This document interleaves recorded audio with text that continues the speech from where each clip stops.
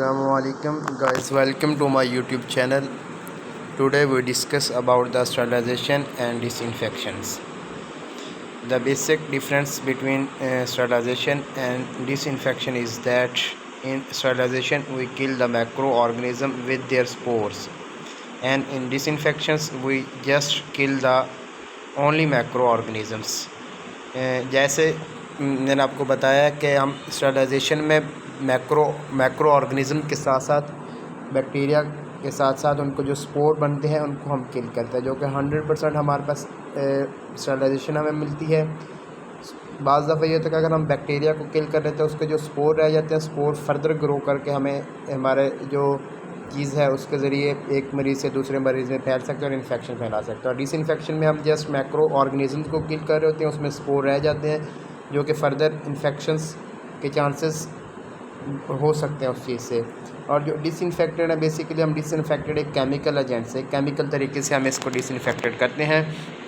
और method of sterilisation को हम मुख्तलिफ़ तरीके से करते हैं, जैसे कि हीट से करते हैं, आयोनाइजेशन रेडिएशन से करते हैं, फिल्ट्रेशन से करते हैं, केमिकल से करते हैं। हीट में हमारे पास दो तरह से हीट आ जाती है, इसमें हमारे पास मॉइस्चर हीट है और ड्राई हीट है। और तीसरा हम इसमें जो मिल्क एंड मिल्क प्रोडक्ट को करते हैं उसमें पास्चराइजेशन करते हैं। आयोनाइजेशन में हमारे पास गामा रेडिएशंस, एक्सरे रेडिएशन और अल्ट्रावायलेट रेडिएशन आ जाते हैं। और ऐसे ही जिसमें हम आयोनाइजेशन से हम जैसे कि हमारे सिरिंज हैं, ग्लव्स हैं और ड्रिप सेट हैं, इन चीज़ों को हम आयोनाइजेशन से करते हैं, क्योंकि अगर उनको हम हीट से करेंगे तो वो हमारे पास ख़राब हो जाएंगे, उनका स्ट्रक्चर ख़राब हो जाएगा। ऐसे ही फिल्ट्रेशन से हम मुख्तलिफ़ फ्लूइड्स को बॉडी के और जो बॉडी में हम जो पेशेंट को फ्लूइड्स देते हैं, रिंगर सलाइंस, डेक्स्ट्रोसलाइंस, इनके साथ साथ एंटीबायोटिक्स जो हम देते हैं उनको स्टेरिलाइज़ किया जाता है फ़िल्ट्रेशन के ज़रिए। इसका एक तरीका है, आगे जाके मैं आपको पूरा तरीका समझाऊँगा। और केमिकल्स के ज़रिए कुछ प्लास्टिक की चीज़ें इस्तेमाल, जैसे कि ग्लासेस इस्तेमाल होते हैं during surgery, gloves, gown, syringes वगैरह को हम केमिकल्स के ज़रिए करते हैं। इसके अलावा हमारे पास जो ऑपरेशन थिएटर में और एमरजेंसी में इक्विपमेंट इस्तेमाल होते हैं उनको भी हम केमिकल से, और हमारे ऑपरेशन थिएटर को हम जो क्लीन करते हैं, फ्यूमिगेट करते हैं, वो भी हम केमिकल से करते हैं। और ऑपरेशन थिएटर को फ्यूमिगेट बेसिकली दोनों तरह से किया जाता है, उसको हम आयोनाइजेशन रेडिएशन से भी कर सकते हैं और केमिकल से भी कर सकते हैं। ठीक है, अब हीट को हम फर्दर देखते हैं। हीट से हम किस तरह से स्टेरिलाइज़ करते हैं। हीट से हम दो तरीके से स्टेरिलाइज़ करते हैं, इसमें ड्राई हीट और मॉइस्चर हीट आ जाती है। और तीसरा है पास्चराइजेशन, जिसमें हम मिल्क वगैरह को करते हैं। ड्राई हीट अब क्या है कि इसमें हम कोई स्टीम वगैरह नहीं बना रहे, डायरेक्ट हम ना हीट के फ्लेम के ऊपर डायरेक्ट हम आग के ऊपर अपने आर्टिकल को रख के उसको हम 180 सेंटीग्रेड टेम्परेचर तक 2 घंटे के लिए रखते हैं, तो हमें वो स्टेरिलाइज मिलती है। ये ड्राई हीट हम डायरेक्ट अप्लाई करते हैं। इसमें दो तरह की आ जाती है कि रेड हीट में, जैसे कि मैंने पहले बताया कि डायरेक्ट हम आग के फ्लेम के ऊपर अपने आर्टिकल को रखेंगे, जब वो उसका रेड कलर हो जाएगा उसको हम 180 सेंटीग्रेड तक 2 घंटे के लिए रखेंगे तो हमें वो स्टेरिलाइज मिलेगा। और दूसरा हमारे पास है हॉट एयर ओवन में भी हमारे पास आर्टिकल को स्टेरिलाइज़ किया जाता है 180-160 सेंटीग्रेड पर, और ये टेम्परेचर की रेंज रखा जाता है। और इसमें भी हम डायरेक्ट अपने आर्टिकल के अपने इंस्ट्रूमेंट को स्टेरिलाइज़ करते हैं। और ये जैसे कि ऑटोक्लेव हम बेसिकली ज़्यादातर हम देते हैं, जैसे आई सर्जरी में इंस्ट्रूमेंट जो यूज़ होते हैं वो फाइन इंस्ट्रूमेंट होते हैं, उनको हम ज़्यादातर इसमें यूज़ करते हैं। ड्राई हीट से हम उनको स्टेरिलाइज़ करते हैं। सेकंड हमारे पास मॉइस्चर हीट है। मॉइस्चर हीट में हम दो तरह से करते हैं, बॉयल करते हैं उनको, इन चीज़ों को, और दूसरा स्टीम। जब हम बॉयल करते हैं तो उसमें जो स्टीम बनती है हम उसको इस्तेमाल किया जाता है, जैसे कि ऑटोक्लेव में हम ये स्टीम वाला अप्लाई करते हैं। तो इसमें हम जो अपने बॉयल करते हैं उसको 20 से 30 मिनट के लिए बॉयल करते हैं और कंजक्टिव्स, और इसमें हम अपने इंस्ट्रूमेंट को स्टेरिलाइज़ कर लेते हैं। स्टीम में हमारे पास जब हम पानी को 100 सेंटीग्रेड पे हम गर्म करते हैं तो वो स्टीम बनना शुरू हो जाता है। जब 100 से हम उसको बढ़ाएंगे तो वो स्टीम जो कंडेंस हो जाएगी, ठीक है, तो उसमें हम इंस्ट्रूमेंट को रख के स्टेरिलाइज़ करेंगे। ये आगे मैं आपको मुकम्मल इसका प्रोसीजर और इसका मुकम्मल आपको मेथड समझाऊंगा हम जब ऑटोक्लेव का प्रिंसिपल पढ़ेंगे। तो ये आ गया प्रिंसिपल ऑफ ऑटोक्लेव में हम बेसिकली क्या इस्तेमाल कर रहे हैं। प्रिंसिपल ऑफ ऑटोक्लेव में हम बेसिकली हीट के ज़रिए और स्टीम के ज़रिए हम ऑटोक्लेव कर रहे होते हैं। इसमें हमारे पास टेम्परेचर की रेंज आ जाती है, मुख्तलिफ रेंज पे हम इसको करते हैं ऑटोक्लेव में हम स्टीम और मॉइस्चर को 115 सेंटीग्रेड पे करते हैं। जब हम पानी को बॉईल करते हैं 100 से ज़्यादा, तो उसके वेपर बनता है। तो वेपर जब बनता है, वो वेपर प्रेशर एक क्रिएट होता है उस हमारे अंदर। वो हम एक ड्रम होता है, ड्रम के अंदर हम पानी को गर्म कर रहे हो, तो बेसिकली जब उसमें वाइपर प्रेशर बनता है तो वो एक प्रेशर क्रिएट करता है। वो प्रेशर हमारे एटमॉस्फेरिक प्रेशर के जब बराबर पहुंचता है, उसके इक्वल होता है, तो उसमें से जो हीट निकलती है उसमें फिर हम अपने इंस्ट्रूमेंट को रखते हैं और उनको 15 से 20 मिनट के लिए, 30 मिनट के लिए रखते हैं। वो अकॉर्डिंग टू हम टेम्परेचर रखेंगे। अगर हमारे पास 115 टेम्परेचर है तो हम उसमें रखेंगे 15 मिनट के लिए। अगर हमारे पास 130 टेम्परेचर है उसको 10 मिनट के लिए रखेंगे। जो हम इसमें आइडियल इस्तेमाल करते हैं वो हम 121 करते हैं, ठीक है। तो इस तरह हम जब सुपर हीटेड में और इसमें स्ट्रीम में जब हम इंस्ट्रूमेंट को रखेंगे तो हमें स्टरलाइज वो मैक्रोब्स और की जो मैक्रो की इसमें ये होता है कि जब हमारे पास स्ट्रीम बनती है तो स्ट्रीम में थर्मल एनर्जी रिलीज़ होती है। जब थर्मल एनर्जी रिलीज़ होगी 115 टेम्परेचर पर, तो थर्मल एनर्जी होकर वो जो स्ट्रक्चरल प्रोटीन होती हैं बैक्टीरिया के अंदर या दूसरे माइक्रो ऑर्गेनिजम्स के अंदर, जो स्ट्रक्चरल प्रोटीन है वो इन स्ट्रक्चरल प्रोटीन को डीनेचर कर देते हैं। क्योंकि प्रोटीन 115 टेम्परेचर पे डीनेचर होना शुरू हो जाते हैं। जब हम 15 टेम्परेचर पर मुसलसल उसको गर्म करेंगे तो उसकी स्ट्रक्चरल प्रोटीन डीनेचर होना स्टार्ट हो जाती हैं। जब स्ट्रक्चरल प्रोटीन डीनेचर होती हैं तो इस तरह वो मैक्रोब्स किल हो जाते हैं। इसमें हम अपने इंस्ट्रूमेंट को ऑपरेशन थिएटर में इस्तेमाल होने वाले, एमरजेंसी में इस्तेमाल होने वाले इंस्ट्रूमेंट को और कल्चर मीडिया को स्टरलाइज करते हैं। इसमें ये जो मैंने आपको पहले बताया कि difference in temperature of autoclaves and different pressure, हम ये नहीं करते कि एक ही प्रेशर पे या एक ही टेम्परेचर पे हम उसको करते। इसके मुख्तलिफ अगर हमारा टेम्परेचर हमने 115 रखना है तो उसके लिए जो पास्कल प्रेशर होगा वो 10 पास्कल प्रेशर पर स्क्वायर इंच रखेंगे, और 121 सेंटीग्रेड पे हम 15 पास्कल प्रेशर पर इंच रखेंगे, और 132 सेंटीग्रेड पर हम 25 पास्कल प्रेशर पर इंच रखेंगे, ठीक है। और इसी तरह ये वो ऑटोक्लेव है जिसके बारे में मैंने अभी आपको बताया है। इसमें ऊपर हमारे पास गेज लगी होती हैं जो कि हमें प्रेशर और टाइम और टेम्परेचर ये चीज़ें बता रही होती हैं। तो इसके अंदर हम इंस्ट्रूमेंट को रखते हैं। ये हम ऑटोक्लेव है, ये हम इलेक्ट्रिसिटी पे चलाते हैं हम इसको, ठीक है। ये जो हमारे लेफ़्ट साइड पे है ये थोड़े से पुराने ओल्ड वर्जन के हैं। ये जो राइट साइड पे है ये आजकल छोटे ऑपरेशन थिएटर में इस्तेमाल होता है। किसके साइज़ का बहुत बड़ा ऑटोक्लेव जो वो मोस्ट रिसेंटली लॉन्च हुआ है, वो उसमें हम इंस्ट्रूमेंट को, बहुत ज़्यादा इंस्ट्रूमेंट को एक ही टाइम में स्टरलाइज कर सकते हैं। तो ये हमारे पास डेंटल ऑटोक्लेव है जिसमें हम डेंटल्स और डेंटल की मुतालिक चीज़ों को हम इसमें स्टरलाइज करते हैं। तो उसके बाद हमारा सेकंड जो मॉइस्चर हीट हम पढ़ रहे थे, मॉइस्चर हीट में हमने 2 पढ़ ली थी कि ड्राई हीट से कैसे करते हैं और मॉइस्चर हीट से कैसे करते हैं। तीसरा उसमें हमने पास्चराइजेशन पढ़ा था। पास्चराइजेशन ज़्यादातर हम मिल्क के लिए इस्तेमाल करते हैं। इसमें हम मिल्क को गर्म करते हैं 30 मिनट के लिए 62 टेम्परेचर पर। जब ये गर्म करते हैं तो इसके अंदर जो माइक्रो ऑर्गेनिज्म और जो पैथोजेंसिस होते हैं वो किल हो जाते हैं।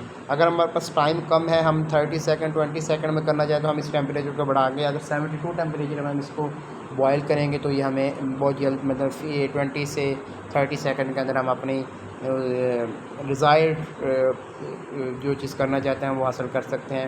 और इसमें माइकोबैक्टीरियम जो कि हमारे टीबी करवाते हैं और स्ट्रेप्टोकोकस वगैरह को हम किल कर सकते हैं इसके ज़रिए, ठीक है। सेकंड हमारे पास जो दूसरा टाइप हमने पढ़ी उसमें आयोनाइजेशन, जैसे मैंने आपको पहले भी बताया कि जो हमारे ओटी में इस्तेमाल होने इंस्ट्रूमेंट वगैरह हैं, इमरजेंसी में इस्तेमाल होने वाले इंस्ट्रूमेंट, उनको तो हम ऑटोक्लेव से स्टरलाइज कर लेते हैं। जो हमारा कपड़ा है, गाउन हमारा है, इन चीज़ों को तो हम ऑटोक्लेव से स्टरलाइज कर सकते हैं क्योंकि वो हीट में हो सकते हैं। लेकिन हमारे पास और इसके साथ और एमरजेंसी में, ऑपरेशन थिएटर में और हॉस्पिटल के दूसरी वार्ड्स के अंदर इस्तेमाल होने वाले हमारे पास जो ग्लव्स हैं, ग्लव्स हमारे पास आ गई, कैथीटर आ गई, जैसे फोलिक कैथीटर है, एनजी कैथीटर है, नेल्टन ट्यूब्स हैं, उसके बाद सिरिंजेस हैं, हमारे पास ग्लव्स हैं। इनको हम स्टरलाइज करते हैं। इनको जरासीम से पाक करने के लिए जो हम मेथड इस्तेमाल करते हैं वो हम आयोनाइजेशन से करते हैं। आयोनाइजेशन में क्या हमारे पास बेसिकली प्रिंसिपल होता है, इसमें हम मुख्तलिफ़ तरह के लाइट्स इस्तेमाल करते हैं। अल्ट्रा वायलेट लाइट्स होगी, एक्सरे राइज और गामा रेज। इन रेज के अंदर हमने एक सिस्टम के अंदर हम ये रेज हम एक जैसे आप एक टेबल, एक बॉक्स लगा लें, उसके अंदर ये हमने फ़िक्स की होती हैं और उसके अंदर हम वो चीज़ों को रख के ये अल्ट्रा वायलेट और ये रेज चला देते हैं कुछ टाइम के लिए।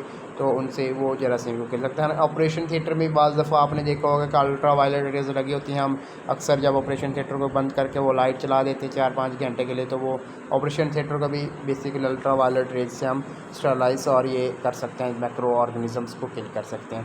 इसके साथ हॉस्पिटल में इस्तेमाल होने वाले फ्लूइड्स वगैरह को, जैसे हमारे पास IV fluid, Ringer lactate, normal saline, dextrose saline और एंटीबायोटिक्स इंजेक्शन जैसे हमारे पास इस्तेमाल होते हैं। और फिर ऑब्वियसली उनको भी हमने स्टरलाइज करना होता है, उनको भी हमने पैथोजेंसिस से और बैक्टीरिया से पाक करना होता है। उसको हम किसी और तरीके से नहीं कर सकते, क्योंकि हम अगर उनको बॉयल करेंगे, वो करेंगे, हमारे क्वांटिटी और वो चीज़ें कम हो जाएंगी। तो उनको हमारे पास जो तरीक़ाकार है वो हम फिल्ट्रेशन से करते हैं। तो इसमें फ़िल्ट्रेशन का क्या है कि जो हम फिल्ट्रेशन के लिए हम फ़िल्टर पेपर इस्तेमाल करते हैं वो 0.02 से 1 माइक्रोमीटर्स का रखते हैं। और जो हमारे पास नॉर्मली बैक्टीरिया का साइज़ होता है, स्मॉलेस्ट बैक्टीरिया माइकोबैक्टीरियम्स जो इनके साइज़ होता है वो हमारे पास 0.05 से स्टार्ट होता है। मींस के बैक्टीरिया का साइज़ से भी हम कम साइज़ का ये फ़िल्टर पेपर इस्तेमाल करते हैं। उनमें से जब हम ये फ्लूइड्स वगैरह को गुजारते हैं तो वो इस तरह बैक्टीरिया हम अलग कर देते हैं और अपना फ्लूइड, हमने स्टरलाइज फ्लूइड को अलग करके हम उसको सेव और पेशेंट के लिए जो सेव और इसको हम इस्तेमाल करते हैं। ऐसे ही हमारे पास इस्तेमाल होता है। उसके बाद ये हमारे पास मुख्तलिफ मैंने तस्वीरें ऐड की हुई हैं कि हमने कैसे पास्चराइजेशन करना है, और इसमें ये आपको सारा तरीका बताया गया है कि हमने फ़िल्टर किया और ये चीज़ें।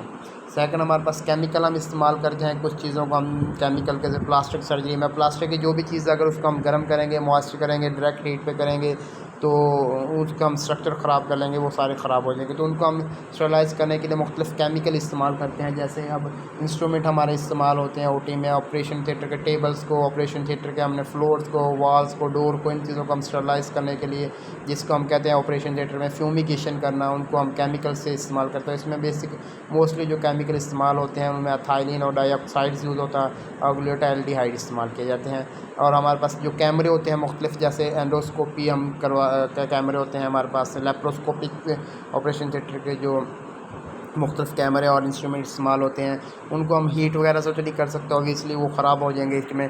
तो उनको हम स्टरलाइज़ करने के लिए केमिकल्स का इस्तेमाल करते हैं। मुख्तलिफ तरह के केमिकल्स में हम उनको इस्तेमाल करके उनको स्टरलाइज़ कर सकते हैं। ठीक है। सेकंड मेथड हमारा डिसइंफेक्शन है। डिसइंफेक्शन में बेसिकली क्या कर रहे थे, स्टरलाइजेशन में तो हमने मुकम्मल तौर पर उसको स्टरलाइज़ करना था ना, मैक्रो ऑर्गेनिजम्स को भी और उसके जो स्पोर बन रहे थे उनको भी हमने किल करना। डिसइंफेक्टेड में बेसिकली हम स्पोर को तो नहीं किल कर सकते, हम अपने इंस्ट्रूमेंट को स्टरलाइज मैक्रो ऑर्गेनिज्म को ही कर सकते हैं।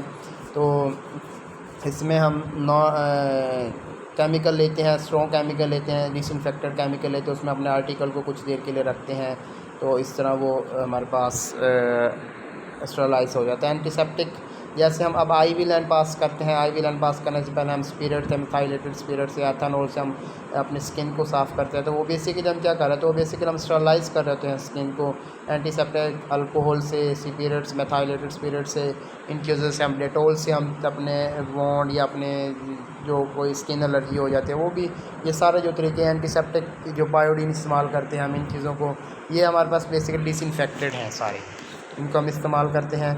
तो इसके भी मुख्तलिफ़ तरीके हैं, जैसे कि टाइप ऑफ द डिसइंफेक्टेंट में फ़ेनोल एंड फ़ेनोलिक के कंपाउंड्स में हम इस्तेमाल करते हैं। फ़ेनोल को इस्तेमाल करते हैं डिसइंफेक्टेड करने के लिए, फ़ेनोल के डेरिवेटिव्स को इस्तेमाल करते हैं हम, कैरोसिन को हम, कोल, तारकोल को, इन चीज़ों का हम इस्तेमाल करते हैं स्टरलाइज़ करने के लिए। तो ऐसे ही हम डिसइंफेक्टेड में बेसिक हमने जो पॉइंट देखना है इसमें ये देखना है कि डिसइंफेक्टेड में हम माइक्रोब्स को किल कर रहे हैं तो उसको स्पोर वगैरह को हम किल नहीं कर सकते, वो चीज़ें रह जाती हैं। हम मेटल्स, हैवी मेटल से हम स्टरलाइज करते हैं, जिसमें हैलोजन, आयोडीन और ये चीज़ें एंटी माइक्रोबियल्स एजेंट्स होते हैं, क्लोरीन होगी, इनको इस्तेमाल करके हम किल कर सकते हैं। पायोडीन के जैसे हम इस्तेमाल करते हैं आयोडाइड, पायोडीन आयोडाइड्स के साथ हम, ये इसमें भी मेटल्स होते हैं जिनके ज़रिए हम करते हैं। उसके बाद लिक्विड और कंप्रेस्ड क्लोरीन गैसेस को हम डिसइंफेक्टेड करते हैं, इन चीज़ों को हम डिसइंफेक्टेड कर रहे होते हैं। और हमारे ये अल्कोहल के साथ हम alcohol and alcohol derivatives kill the bacteria and fungi but not spores and not involve the viruses. ये वही बात बताई है कि अल्कोहल जो वो बैक्टीरिया को तो किल करती है और फंजाई को, लेकिन जो बैक्टीरिया स्पोर फॉर्मिंग बैक्टीरिया होते हैं, जो बैक्टीरिया स्पोर बनाते हैं, उनको नहीं हम किल कर सकते। मोस्टली इस अल्कोहल और एथेनॉल एस्परोल्स, हम मोस्टली एथेनॉल या अल्कोहल को हम इस्तेमाल करते हैं। स्पिरिट जो मेथाइलेटेड स्पिरिट या एथेनॉल पैड हम इस्तेमाल करते हैं। एमरजेंसी में हम IV लाइन या इंजेक्शन लगाने से के सब के या हुए ज़ख़म को साफ़ करने के लिए हम इन चीज़ों को, स्किन और डर्माटोलॉजी में जो ज़्यादातर ये इस्तेमाल होते हैं हमारे पास। शुक्रिया, जज़ाकल्लाह।